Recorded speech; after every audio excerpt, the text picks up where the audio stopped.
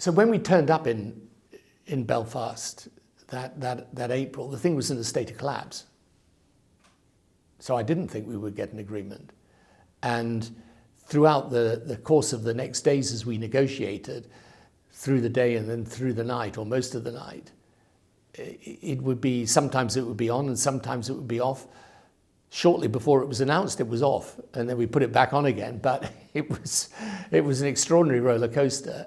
Today, yeah, it's still very fraught, but I think there is a depth to the process. There are roots that have been put down that I don't think anyone on the island of Ireland really wants to disturb. I mean, there will be sectarian groups, and you've always got to watch it, and you've got to manage it all the time. But I think people realise to go back to the past would be a complete disaster.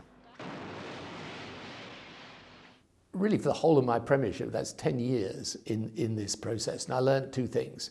The first is nothing's ever irresolvable. It may seem to be irresolvable, but it can be resolved ultimately. And secondly, that it's not a good idea to speculate on whether it's been resolved until you actually have a resolution. I hope they can find an agreement. They should try and find an agreement. It's essential for people in Northern Ireland.